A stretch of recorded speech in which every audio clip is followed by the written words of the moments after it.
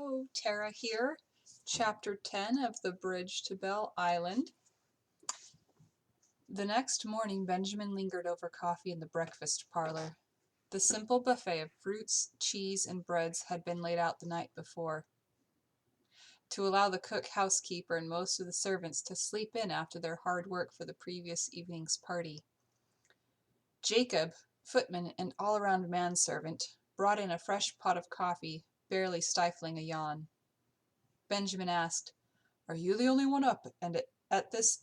Are you the only one up and at it this morning?" "I am, sir, but that's all right. I have the afternoon off instead, and am already planning a nice long nap." He grinned and left the room. Benjamin understood the Weavers had been given the morning off as well. He had seen none of the family yet, and guessed they were sleeping in after the late night. His thoughts circled back to Miss Wilder's reaction when Captain Curtis had appeared like a ghost from the past. She'd been stunned, yes. Happy? He thought not. Or was that wishful thinking on his part? He recalled the conversation he'd overheard at the inn, when the old curmudgeon said, "You want to hear that her heart were broken after you left, and she vowed to remain alone on the island all her days." Curtis had flippantly replied that he'd always imagined Miss Wilder would turn to Dr. Grant in his absence, a commonly held theory that had not come to pass, at least not yet. Again, Benjamin wondered why. He was no judge of what appealed to women, but Grant appeared to be an esteemed, reasonably good-looking physician near her own age. Grant clearly admired her and was protective of her, even possessive. Which of them hesitated to commit? Or were they really just friends, as Miss Wilder had said? He doubted it was that simple. Might Curtis's return spur the doctor to act? And why did the thought of Isabel Wilder married to either man leave Benjamin feeling so empty? What a romantic fool he was. He'd only known her for a few days, whereas those three had been close for years. Jacob returned and extended a silver tray toward him. "A letter for you, sir." "Thank you." Benjamin recognized the scrawled writing with surprise. The letter was not another from Mr. Hardy, as he'd expected, but from his brother. From the markings he saw that it had at first been missent elsewhere, and little wonder, as Reuben had written the direction remarkably ill. Ben opened it and read, "B.B. Your Mr. Hardy told me where to find you. As I suspected, P. Norris fatally poisoned before being struck. Organs inflamed. Wine in his stomach. Arsenic detected using Orfila's methods, the sulfuretted hydrogen test, and by subjecting the insoluble stomach contents to burning charcoal. Results took time. Upon receiving my report, Officer Riley has questioned the household staff again. Manservant now claims Miss L. delivered wine to P.N.'s office the day of his death. Take care what you eat and drink. R.B." As he suspected? Benjamin thought acidly. That's not how he remembered it. How like Reuben to claim the credit. Ah, well, that was hardly the point at present. And it was good of his brother to write and let him know, to warn him. His sibling might be conceited, but Benjamin knew he himself was not perfect either. He recalled the last time he had seen his brother socially. They had happened into one another near the Old Bailey, and Reuben suggested they have a pint together. Once in the public house, his brother began, "Father's taken on a new apprentice, by the way." And Benjamin had quipped, "Training another youth to separate a man from a week's wages for a futile nostrum of bear grease and ground mummy." He'd meant it to be humorous, but his brother had frowned at him, irritation in his eyes. "That is unfair and unkind, even from you. Our father is no charlatan, like some I could mention, and you know it." Benjamin had feigned unconcern, but his brother's correction had stung. The memory faded as the words Reuben had written sank in. Poisoned. Wine in stomach and arsenic detected. Ben felt more idiotic than ever to realize he had been thinking warm thoughts about Miss Wilder only moments before. He clearly remained the world's worst judge of character where attractive women were concerned. Would he never learn? Anger propelling him, Ben went looking for Miss Wilder. He thought she might be in the morning room, but found only Christopher Adair within, bent over the Times again, hair rumpled. "Good morning, Mr. Adair. You must have breakfasted early." The young man shook his head. Could not stomach any food this morning. Something I ate last night did not agree with me. Benjamin doubted the food was to blame. He'd noticed Adair refill his glass many times during the party. "Have you seen Miss Wilder yet today?" "Briefly. She went out with that talented companion of hers." "Where?" "I don't know." The irritating young man didn't even look up from the paper. Frustrated at this delay, the news burning within him, Benjamin turned his attention to Mr. Adair instead. Deciding an indirect approach might be more fruitful, he began, "Then may I ask you a few questions?" The hands holding the broad sheet tensed. "You may ask anything you like. Does not mean I will necessarily answer." "Very well. Miss Wilder mentioned you were not happy with the terms of the marriage settlement Mr. Norris proposed. Is that right?" Adair shrugged. "That's no secret. Neither were my parents or their solicitor." "Are not marriage settlements rather typical among people of your rank?" "Yes, but not like this one. I understand wanting to provide for Rose, but his terms reserved the lion's share for her pin money, jointure, and future children, leaving next to nothing to benefit my family." "They are in need of financial benefit?" Adair shifted. "Not proud of it, but yes. We own property, but have very little income. A generous dowry would have helped a great deal, but Percival reduced the amount and tied up the majority in the settlement." "On what grounds?" "On the grounds that he dashed well felt like it." Adair ran a hand over his face.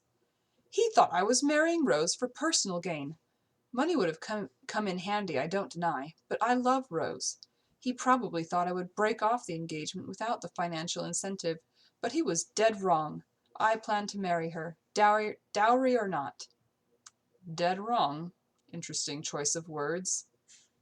Adair's jaw clenched. "Just a saying." Benjamin considered. I can ask Mr. Hardy to verify the details of the settlement. I assume he has seen a copy, but perhaps you could give me a summary." "Well, I am no jackleg lawyer, thankfully, but as our solicitor explained it, Percy was insisting on equity rather than common law." Ben nodded. "Separate property for the wife's sole use, held and managed by a trustee." "Correct. With Percy acting as trustee, of course. Rose thought she'd be getting out from under his grip once she married me, but he'd found a way to maintain control." "Did you sign the settlement?" The young man hesitated. "I did not." "Did he give you a copy to review?" "Yes." "Where is it now?" Adair fisted his hand. "Destroyed. I threw it on the fire in a fit of pique." Benjamin thought of Percival Norris destroying Miss Wilder's angry letter in the same impulsive manner. The two men were more alike than he would have guessed.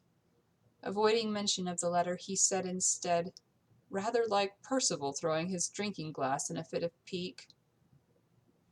Madness, more like." Benjamin cocked his head to one side. "What do you mean by that?" "I don't know. He must have been mad." "Perhaps he threw it in self-defense." Adair scowled. "With a gun in his desk?"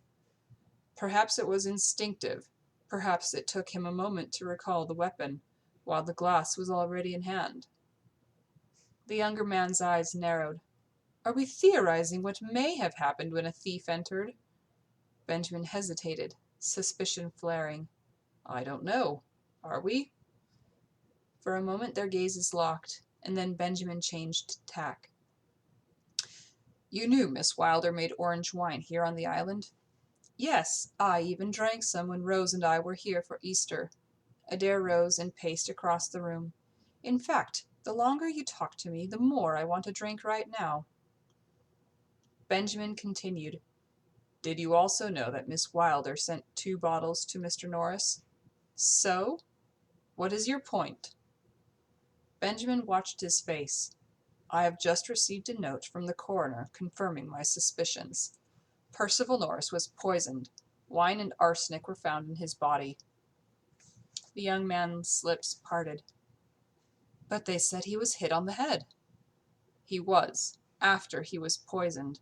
But the poison, not the blow, was the cause of death. Mr. Adair sank slowly onto a chair, as though a balloon deflating before Ben's eyes. Interesting, Benjamin thought, then added.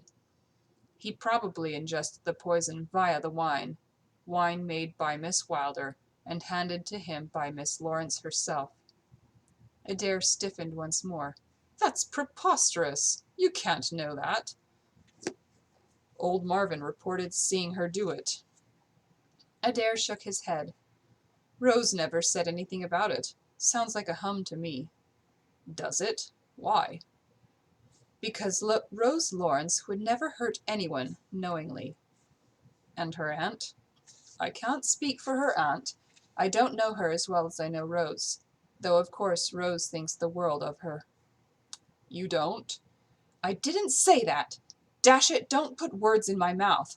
I would never say anything against dear Aunt Belle. I would not dare. But you might think something against her. Well, come on, man. You must admit it's all rather odd, not to mention deuced inconvenient, having one's sole living relative anchored to such an out-of-the-way place, unwilling or unable to come to town for important events. It's caused more than one row between Rose and me, I don't mind telling you. And don't get me started on the arguments over wedding plans. You don't wish to marry on Belle Island? No, I don't. Too inconvenient for my friends and family. Riverton is not exactly rife with fashionable lodgings, is it? No, I suppose not. Though if it will make your bride happy. My bride, yes. My mother, no. Adair groaned and ran a hand over his face. Benjamin gentled his voice. I have no wife, but I do have a mother I like to please. Then you understand, and heaven help me please them both. For the first time, Benjamin felt a sliver of pity for the privileged young man. Even so, he asked, Remind me of your actions the day of Mr. Norris's death. Adair huffed. As I told the runner, I was home all day, until I escorted Rose and O'Toole home after the party. Were you with Miss Lawrence all that time? Yes, as I said, except for a few minutes while we both dressed for dinner. Between Rose, my parents, and my valet, the officer should have no trouble accounting for my whereabouts. Benjamin guessed Officer Riley had verified the young man's account already. Even so, he had the distinct impression Adair was lying. Shifting perspective now. Isabel and Carlotta sat side by side on chaise lounges in the boathouse, the double doors thrown wide to reveal the morning sunshine shimmering on the gently rippling water of the Thames. A tray of tea things sat on the small table between them, along with a plate of muffins. Isabel had toasted them herself and filled the kettle. They had given Mrs. Philpotts and most of the servants the morning off, the weavers too. A leisurely morning was a rare luxury on Belle Island, since they'd started the basket business, and Isabel and Lottie were determined to enjoy it. The only sounds were the lapping water, birdsong, and the occasional call of a duck. So peaceful here, Lottie murmured. I have always thought so, Isabel sighed. At least the party went off well. Yes, most interesting.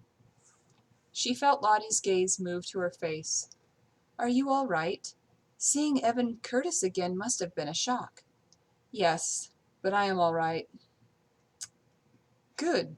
I remember you telling me about him years ago, how that devil Percival sent him away. Isabel nodded. I was angry with Uncle Percy at the time, but a small part of me thought it might be for the best. Even so, I admit I have often wondered what might have happened had he stayed. Carlotta sipped from her cup. For several moments the two women sat in companionable silence.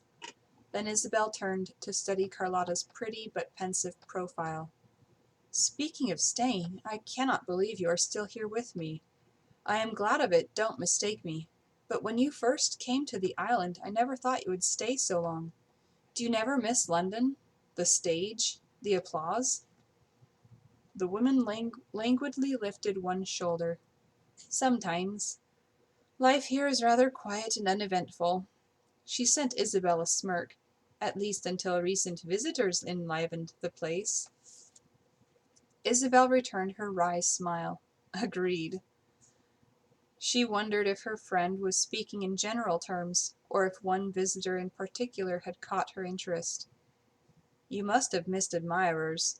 You must miss having admirers, having hidden away here as you are. Another sanguine shrug. I miss little of that life. The grasping, demanding men, the pressure, the expectations. Yes, I miss the admiration, the innocent flirtation, that first spark of attraction. She gazed off into the distance, a dreamy look on her face. Then Lottie redirected the same question to her. And do you wish for an admirer? You seem to have two at the moment. Isabel raised one brow. Who do you mean? Mr. Booker and Captain Curtis. Mr. Booker? You include him but not Dr. Grant? Most people would, you know. Lottie waved a dismissive hand. I don't count him. If he wants to marry you, he has a most peculiar way of showing it. By caring for me without demands? By giving me years of friendship and support? By dragging his feet and treating you more like a patient than a desirable woman? Lottie had never expressed her opinion of Teddy quite so bluntly. The words stung, but Isabel could not refute them. At all events, I don't think you can call Evan a suitor. Last night he made it clear he has no interest in me. He was hurt, and I can't blame him for that. Now I sense more bitterness than admiration from him. Carlotta nodded thoughtfully. And Mr. Booker? Isabel chuckled. Mr. Booker lives in London. Besides, he suspects me of murder. I hardly think you can count him as an admirer. Oh, I don't think he really suspects you. I think he likes you. But you must admit you had good reason to want Percival dead. Isabel looked at Carlotta Medina and whispered somberly, So did you. That is the end of chapter 10. The plot thickens.